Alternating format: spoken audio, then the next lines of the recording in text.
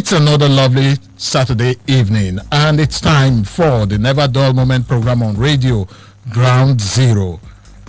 Ground Zero is a program where we pick up trending issues in the polity and with the listener, the consultants, the analysts, and even all of those that are just coming into the studio. We get to analyze all of these things and try to have a clearer and better understanding to issues that we always bring up in the course of the program. And today on the program, it's not going to be different. I have a fully padded studio this evening, and we are going to be rubbing minds and discussing and shedding lights on issues that we'll talk about today. Now, briefly, let's look at the snippets of what we'll be dwelling on today. The first one has to do with disaster risk reduction and its management for communities in Kaduna. What is the contingency plan that has been put in state by the state? We'll look at this in details and see how we can analyze and understand all of these things. More so, even in this season that we are having trending issues already that are happening in respect of disasters within the state. I'm sure we know that some places have started to experience some level of flooding. It's one of the issues we'll be looking at. And on the program today, we'll be looking at increasing access to education of the girl in Kaduna State and the need for a collective voice. Some people would say using the word girl child is not acceptable again, because every child is important and every child should be catered for. We'll be looking at increasing access to education for the girl child in Kaduna State and the need for a collective voice. And my guest on the program today, I already have Gloria Kasangbulus. She is an environmentalist, I'm sure you know, but for those that are meeting her for the first time, you get to know much more about her. And I have with me also Madam Rahila Ishakubeita. She is she's from Dogara Community Development Foundation. You'd also meet her. When I say the studio is loaded and padded today, I'm sure you know what I'm talking about. And I'm sure very soon Danjuma Abbas Dangwa would also step into the studio. He's from the Coalition of Association in Leadership, Peace, Empowerment and Development, CALPED, and together we'll be looking at these issues. And for you, the listener, like always, you can be a part of the program by going to our various social media platforms. You can go to the Invicta FM Facebook page at Invicta FM 989, at Invicta FM 989, where you'll see the post in respect of this program and do add your voice to the conversation. You can also go to the Ground Zero Twitter handle at Ground 0247, at Ground 0247, or you can hit me up at ehis_peacemaker, at ehis_peacemaker, and let's keep the conversation going. Like I always tell you, before, during, and even after the program, you can go to all of the social media platforms, and together, let's get talking about these issues. Okay, from and of course, for those that are listening to us online and offline, you can go to www.invictafmng.com, or you download the Invicta FM app and listen to us wherever you are in the world. Okay, so let's just give a little background on what we'll be looking at on the program today, so that you, the listener, can have a better understanding or be a part of this discussion this evening. The first one, the Kaduna State government has a contingency plan, a document designed to prepare the state against all emergencies in the state and to respond effectively in event of related challenges. The document, which has been in use from 2018 to 2020, has long been due for a review. The review of the document has commenced with deliberate efforts to ensure a bottom-top approach and wider participation and contributions from state and non-state actors alike. How is this document going to impact emergencies that may arise in Kaduna State? A big question. That's why we need to look at it today and see those area and aspect that we also need to contribute. Also, the second snippet, education, as we know, is key for human capital development. In Kaduna State, girls are most left behind as many are unable to complete their upper secondary education. Worse still, some girls are unable to complete their basic education, consequently adversely affecting women participation in labor, politics, and nation building. Government has shown commitment in improving access to education, including second chance education targeting girls who may have suffered an interruption in their education by several factors. We'll look at these factors and generally what we can do to also help in changing the narrative, because we all know that, like I said before, every child is a child that deserves to be included in whatever is being done. So I want to specially welcome all of my guests to the studio because we have Danjuma Abbas Dangwa that has just joined us. Danjuma, you're welcome to Ground Zero. Thank you so much, Ahis, for having me. Okay, Madam Rahila Ishaku Beta, you're welcome to Ground Zero again. It's a pleasure to be here. And Gloria Kasang Bulus, you are welcome to Ground Zero. Thank you so much, Ahis, and good afternoon to the listening public. Okay, let's go straight to looking at this issue, starting from the first one, which is the Kaduna State government contingency plan, and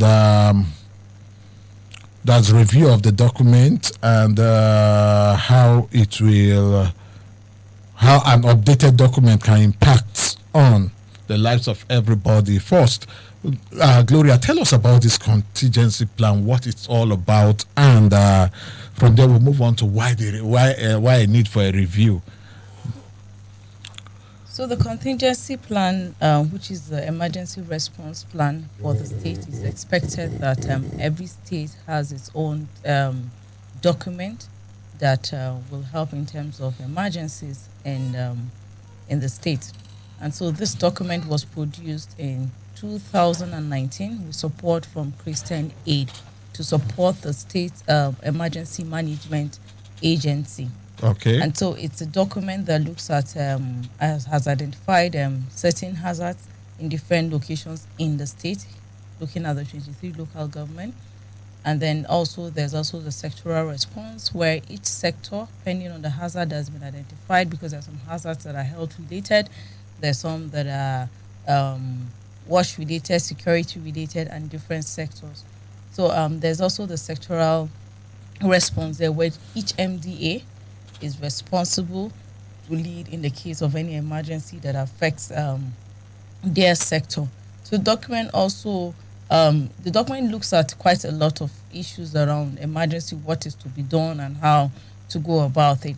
And so this document was produced in 2019, and of course we're in 2021.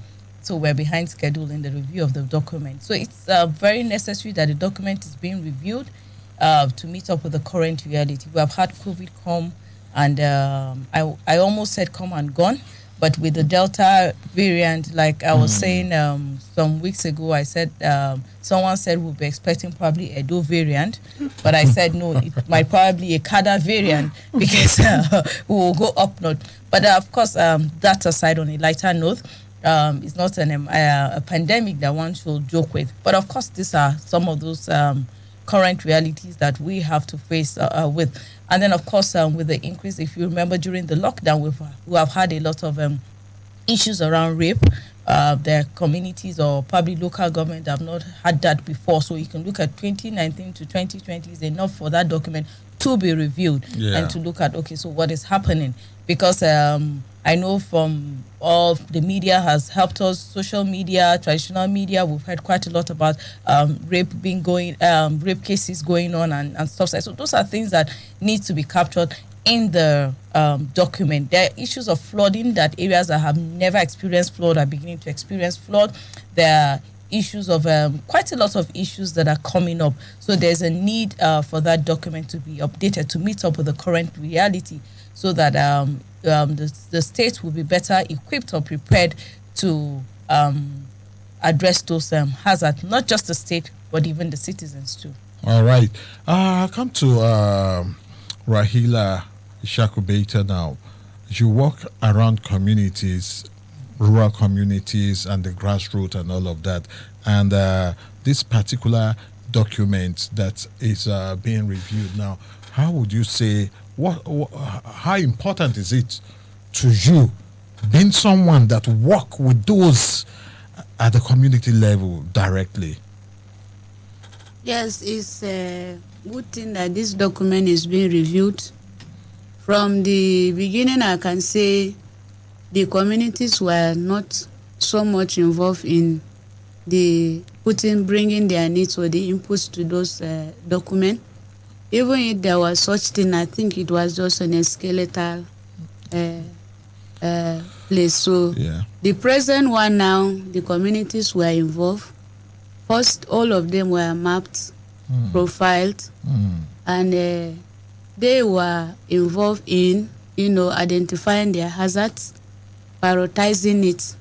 So I think with the present contingency plan, if implemented, is going to reduce significantly and improve the response if there's any emergency around such communities. The present contingency plan, if passed, is going to involve the community, because in each communities where across the Kaduna State now, we have a committee now that they are called early warning system committees from the local government. So presently, by God's grace, there's a connection between the community to the local government and then to the state, then to the national.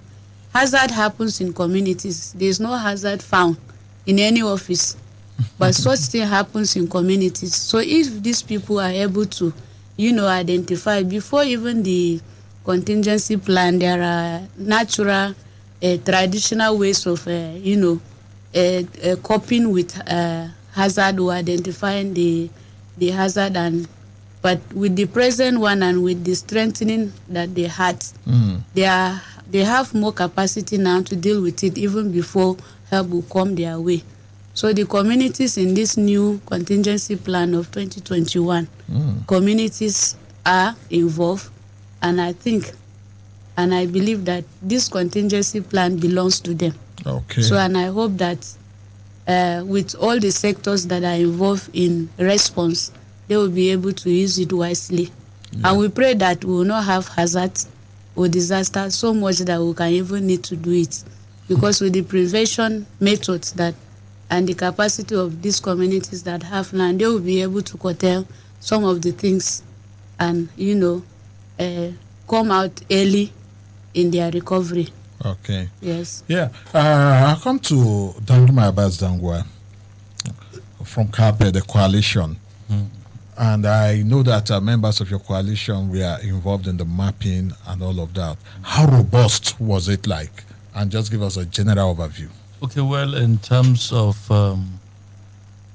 robust, I mean, the targeting will now come into view. Yeah.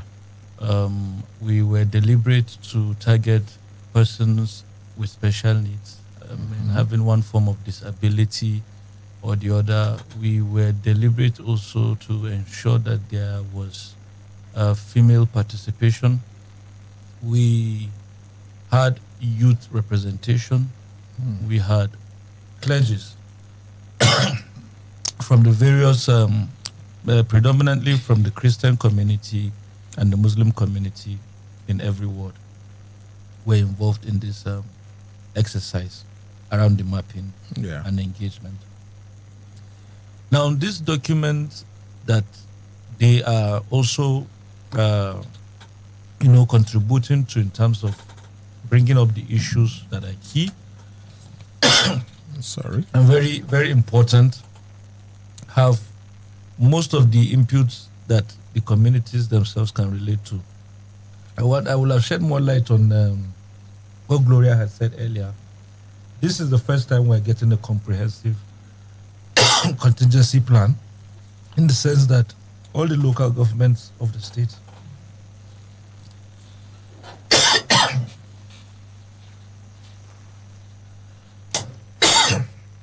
all the local governments of the state, I think. You have a call. I think I'll reduce the AC of the studio now. Oh, sorry about that. So all the local governments of the state, have participated in so many ways in making input into this document. Okay. And this is like the first time that we're getting that kind of wider participation. And most of the issues around the defects from the old one, challenges around implementation, are actually also being factored in what is being developed currently. So, we're hopeful that this level of inclusion could guarantee that communities will take ownership, because, like I said earlier, the engagement was robust.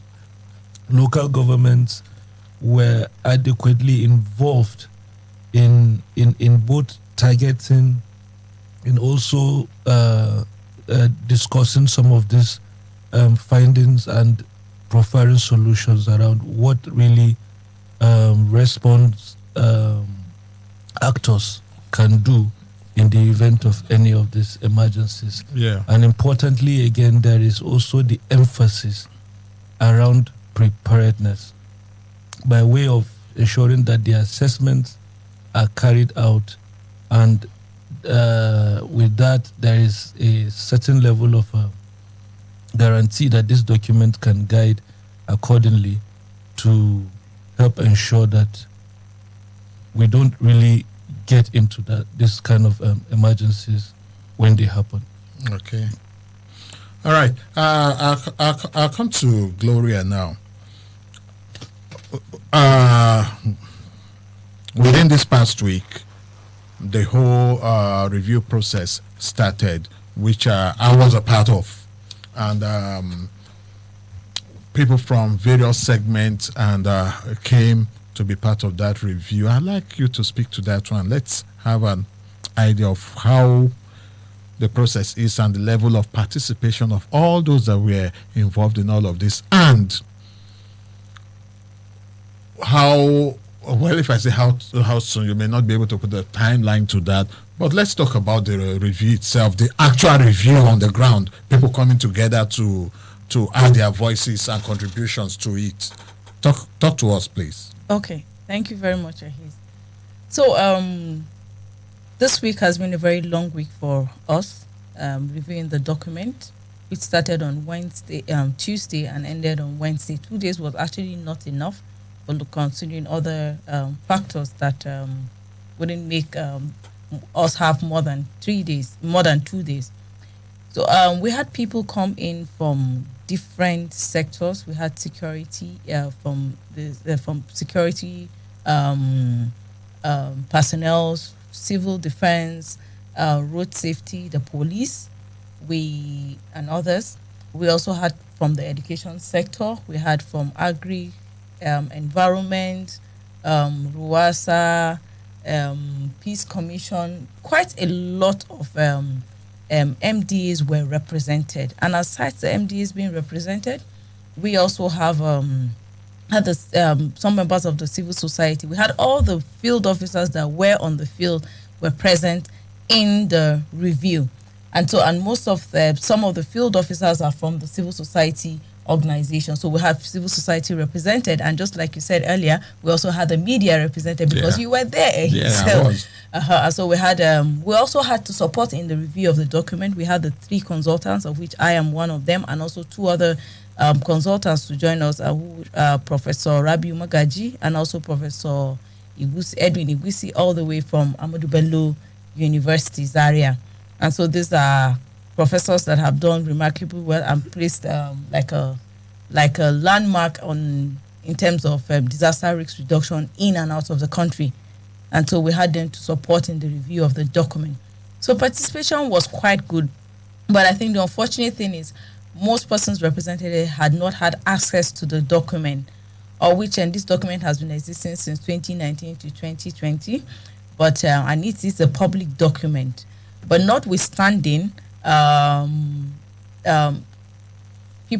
document was shared And since it was a 2-day engagement, we were still able to look at the document. And for those that had knowledge around the document and then had time to read it, a lot of people were ready to engage. And so the participation was really very good, because the second day, after all the presentations, we presented the analysis. The analysis gotten from the field was presented, and the analysis done on the assessment done in the field was presented. And so looking at about 6 hazards that were of top priority, and other hazards that appeared probably in different locations but were not predominant, and then quite a lot of things that the analysis showed. And the next day we had a group work, and of which we had about 9 groups looking at different sectoral response, of which they were able to populate, look against the existing content. Let me remind us all that it is a review, and that does not mean that the old one is completely not in use or cannot be used. And so they walked around to see what they can add up, what they can take off. And so we came back at plenary, and then we had the 2 profs lead on that, and for us to make direct input. But notwithstanding, that was at that level for MDAs to make their comments. But now the consultants are working around the clock. We have put in those, articulated all those inputs from the different persons represented, the participants. And so we're working on that to clean up the document, and then, of course, continue the review. So we are hoping that the draft will be ready in a few days, by next week, of which will be shared to the various MDAs through the Executive Secretary of SEMA, who will, for the MDAs to make their inputs on the document. Then we will continue with our work. Okay. And so we're hoping that at the end of it all, we will be able to present this document to the public. The draft is almost ready. We'll be able to present it to the public, and then before we call for a validation, and then we'll have a working document. And this time I have full confidence in the document, that the content will be implemented, because we have people now creating more. We have more awareness around disasters and risk reduction in the state, and of course, because a lot of people have been hit before. We have had kidnappings now on the increase on a daily basis in around us. We have had a flooding on the increase. We have had the COVID came and stuff like that. So everybody is on the alert, and I'm very sure with that we would all put our hands together and see that this document is put into use. All right. Come to Madam Rahila now. With all, because we are a part of that review too. Yes. So, in the final analysis, what level of confidence would you say you and the community that you are from would have on that document? Yes. Finally, we cannot count our chicken before it hatches, but the confidence we have in this document, if it finally becomes a reality, is that most of the needs of the communities were captured in that document. Okay. And even some needs that were not inside, like some hazard or some disasters that came, like the COVID-19, was not captured at the last one. And but there are some preparedness. Yes, it is there now. Yeah. And even across all the communities that we did, the major hazard that is disturbing or is a major problem to these communities, like she said, the highest I think that is at the rate is the kidnapping, banditry, you understand, community clash, and so much of them, about 7 of them, was featured all around the communities across the 23. Yeah. So, but the confidence we have very much now is that if this document is put into use, all the sectors are able to carry out their, responsibility as desired. The community people will feel impact that this document emanated from them. And it is being used. So there's an inclusion in this new document. There is trust in this document, because while at the field, they were so happy that government is coming down to them, not them looking for the government. So we hope that this contingency plan will cover or help the community, to be able to connect to the to the government and Okay. even at the local government level. All So we right. have confidence in the new document. All right, thank you so much. Let's quickly take some messages. We'll be right back. You're listening to Ground Zero on Invicta 98.9 FM.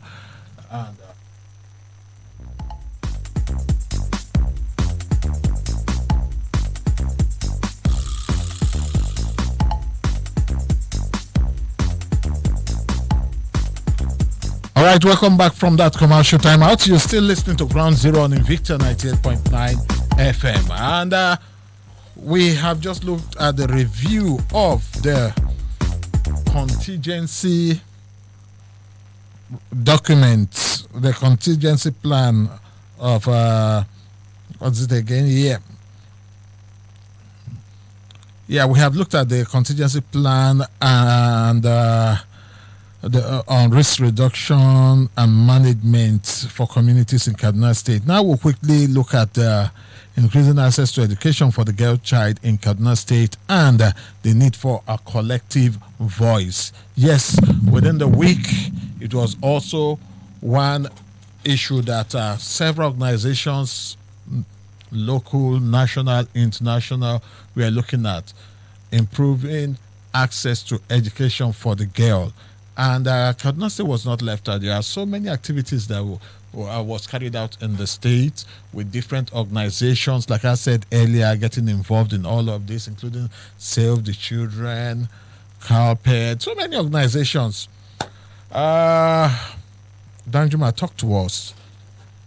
Okay. Well, basically, it is in the heart of the Kaduna State's education policy is one that is focusing on inclusiveness in education, and that is to say that there is no disparity around gender and needs of these school-aged people. And then, importantly, again, in the heart of the Kaduna State education policy is the second chance education. Now we are worried. We are worried that young women who are not educated, in the event of the storms of life, find themselves unable to cope, unable to, cater for themselves because they are lacking in the skills that is required, for them to go on with life. And these things do not just happen overnight. The data that we are seeing is quite compelling. We have more number of enrollments in primary school level than the pre-nursery or the pre-primary education. We have lower enrollment into junior secondary school, and we are certain that the enrollments again are not consistent even to senior secondary schools. And sometimes the reasons are not far-fetched, that you have more number of primary schools than you have public secondary schools. And then the fact that the desire to have, the girl child at the age of 10 being able to read and write cannot be realistic when enrollment is basically from primary school.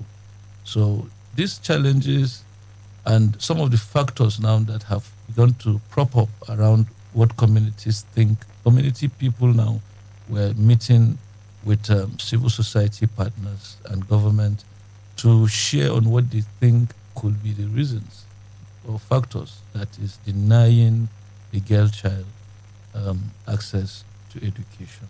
And talking about girl child again, we are also not being unmindful of persons with special needs, the disability community, who would require some braille, sign language, and other teaching aids, to really grasp and learn We understand that the facilities in most instances again do not factor their needs in terms of them accessing classrooms. And so all of this put together are challenges that we are interested in seeing to it that, communities are made aware, communities are now become deliberate in ensuring that education for the girl child is part of their priority, especially because the cultural norms and values around who should be educated within the scarcity of resources for families, usually the girl child is the one left behind, and we feel that this is actually something that communities need to close ranks together and address. Yes, I'll come to Madam Rahila now. How bad is this situation in local communities? Yes, the situation is bad presently. We cannot shy away that something is going on within the communities, especially in our dear state, Kaduna. For some months now, the whole education sector, you cannot say this is the calendar or this is where they are because of the insecurity that is on ground.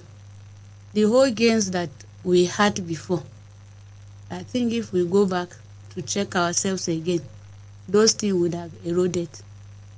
Because even if schools are open now, I'm telling you that the number of girls that will be out of school, they are going to be more than what we had before. Because in our interaction and engagement with community members, most of them, I don't think they are ready to send back their girls to school again. Not even girls, both boys and girls, especially at the junior level and the senior level. Most of them are even married off presently because they feel that the risks to access education now is too high at the expense of their life. So the community members are in a dilemma now. More so with the penchant of these people for girls. Yes. So the problem now is that it is not even the security of the girl child or a child in Kaduna that should be in school. That is what is in their mind. Sometimes when you even bring up that, they will just tell you straight away, is it the school or the life of our children? So we know that we will still have people that will still have faith in what is going on. But that access, even if it's there, people don't want to access it with the present situation that is going on. Okay. So these are the things that are happening in the communities. So we will have more girls out of school. Some that are not even at the age of the marriage, they are not up to 15 or 18, they are married off because of the situation they are seeing around. Let me not take my daughter to school, and the next thing they say, she's kidnapped. And someone will just go and marry her somewhere. And they just marry you off. At least if they are seeing you in the community. I'm not saying that kidnapping don't happen in community. It happens. But the one in the school is in a large, The school seems to be more of a target place for such thing. So, but we will still have hope as we engage with them. Bring them back to have some faith in the system. Yeah. And we hope that the government in no time will be able, to solve this issue. We know that it is all of us, a collective action. But the person saddled with the responsibility will have to lead for people to have faith and even trust the system that, yes, if I send my girl child to school, definitely after 2 to 3 months, she will be back safe and healthy. So that fear is so much in the minds of the community people of choosing whether to keep the girl child in school or to marry her off. Wow. So those are the things that are happening in the communities now. All right. I'll come to Gloria now. As good or bad as the situation is now, what do you think? What would be some suggestions that you make that can help us change the tide, encourage more girls to be in school and access to quality education for every child, most especially the girl child? Okay, there's been some deliberate effort being made in the state with support from some development partners to the Kaduna State Basic Education Accountability Mechanism, of which I happen to be the secretary, and Martins here is head of evidence and technical working group. And so with support from PEL, an FCDO funded project, we were able to, CADBIM as a group, as a mechanism, was able to bring together influencers identified across the 23 local government. So it's to see how, more like is to see how they can support in terms of advocacy in their various communities. So this influencers or advocates were carefully selected across the 23 local governments, and they were trained in 2 badges, of which they were able to develop a work plan to see what strategies they can deploy in their various communities to support the girl child education. And afterwards, again, last week, there was also an engagement too that looks at the SBMCs to see how they can be strengthened. And so we're working around the clock, because this support is not just coming from PEL alone. The support is also coming from UNICEF, UNFPA, and Save the Children, and LAFIA is in support of that. Yeah. So this week too, the coming week is going to be another week of engagement where we will look into all these issues around the girl child education. So it's a continuous effort, and we're hoping that through those community people identified, we'll be able to achieve our goals around the girl child education. All right. It's about time we invite you, the listener, to add your voice to our conversation now. And the number to dial is 081 989 and 07087800989. That's 081 989 and 07087800989. Or you go to the Facebook page of Invicta FM at Invicta FM Kaduna. Yeah, that's Invicta FM 989 Kaduna, or Invicta FM Kaduna. Yes, the Facebook handle is Invicta FM Kaduna. The Facebook page is Invicta FM 989. Just go there and add your voice to the conversation. First, let's pick this call. Hello, good evening. Welcome to Ground Zero.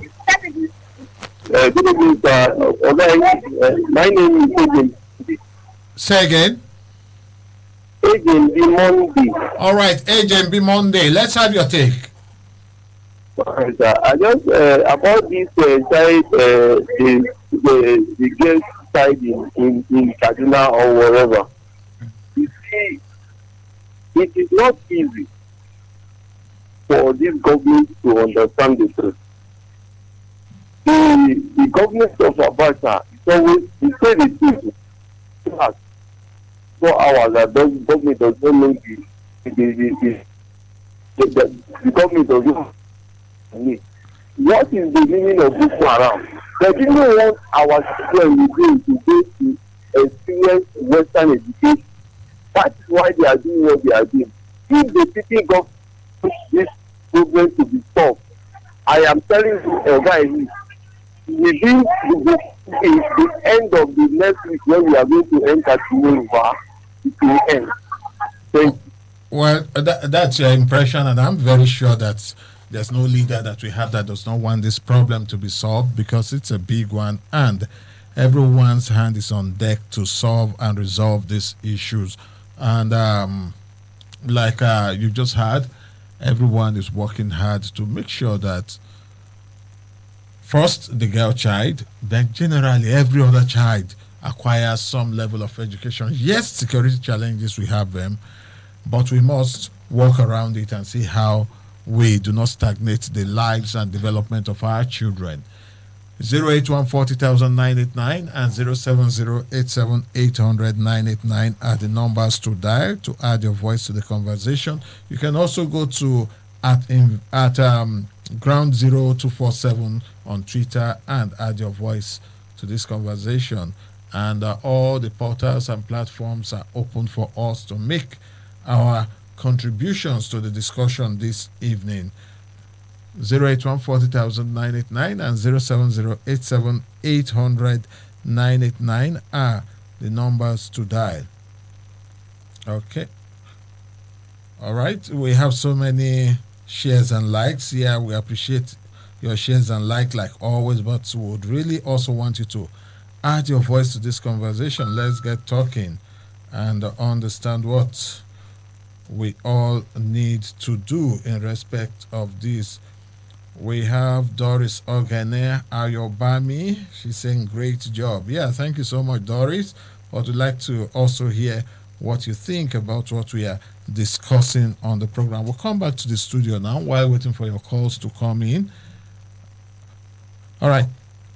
Martins, I'll come to you now. Talking about what, apart from all of the plans and understanding that the general public keeps talking about every day. Now, coming to the school environment, the place where the teaching, learning happens itself, how would you say the needs of the girl child is captured? And also, how would you say the girl child is gotten across to? Well, I will say that first I will commend the state government because currently we're seeing Kaduna State is implementing the 2018-2019 UBEC project. 2018-2019 is like one of the best we can get. So it means that the assessments for some of these projects are for that particular year, 2018-2019. However, if you go across all our public schools, nearly all of our public schools, including the ones within the Kaduna Center here, go to Angwenyelwa here, you will find that open defecation is the norm. And you see, the girl child will go to school and does not have access to water, does not have access to sanitation, facilities, and it just gives you the overview of what it is around infrastructure. Now, there is also the gender-based violence that is also affecting the participation of the girl child in class. So, and that is not being frowned at, and I'm certain that that is also a challenge. When you come down to the issues of furniture, the seats, the desks that these children will use in the classrooms, this is still something that we are still a bit backward around. And while government is doing these procurements to provide these pieces of these items as I'm enumerating, you also find that the same, the ones that have been supplied already are in deplorable or bad condition. And most of the time, again, it is also begging for questions around the quality of procurement being implemented. Yes. We are actually running out of time now. I come to Madam Rahila Shakubeita to give us your parting shots on all that we talked about today on the program. Thank you, his listeners. I want to call on all to be active citizens around our environment. We should be active. It's a responsibility for us to keep our environment clean. And I want to also call on parents in the issue of access to, education for the girl child, that they should have faith and also hope and believe that very soon we will be able to, the girl child will go back to school.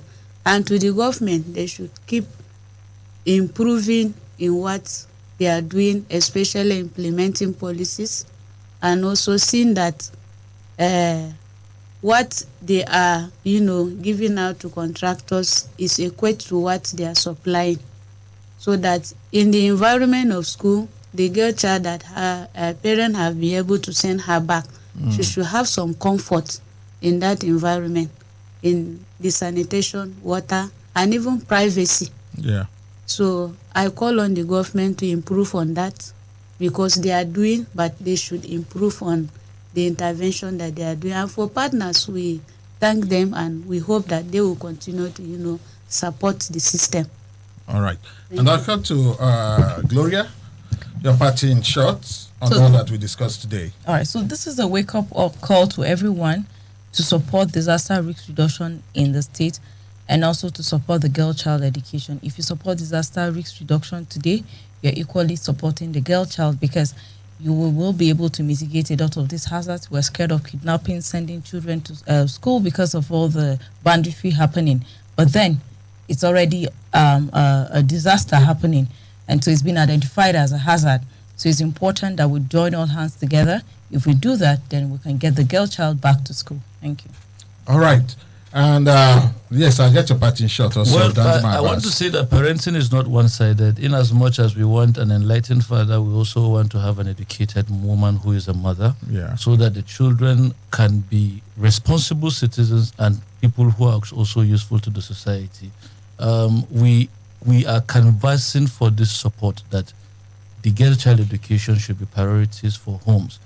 We don't just want a girl child we don't want to say, no, don't educate a girl child because she will be ending up becoming a wife of somebody tomorrow. I have seen parents who have come out to tell us, yes, they are benefiting more from their girl children, the girl child from as against the boys who will rarely even call parents when all is going well with them. Thank you. All right, I'll just take this one call and say, hello, good evening. Hello, good evening, sir. Good evening. In 1 minute, let's have your take. Okay, sir. I don't know, are you into the program Victor Help My Hustle? Oh, no. We are on to another program, Ground Zero. In Victor Help My Hustle is within the week, from Mondays to Fridays, and from 4 o'clock. So maybe you call in on Monday so that you can let us help your hustle. All right. That's about the size of the program. But before I go this evening, I sincerely want to appreciate some of the people that also appreciated us online, starting from Dan Asani. We have Abraham Osei. We have Chris Jane Ishaya. We have Sarah Joshua, Chris Paul, OJ O'Neill, Ben Bitrus Jock, Doris Ogene Ayobami, Evidence Efosa Anche, and Daniel Ezra. We thank you all for liking, sharing, and appreciating Invicta FM. On Tuesday from 5 to 6, we will be having another edition of the program Ground Zero right here on Invicta 98.9 FM.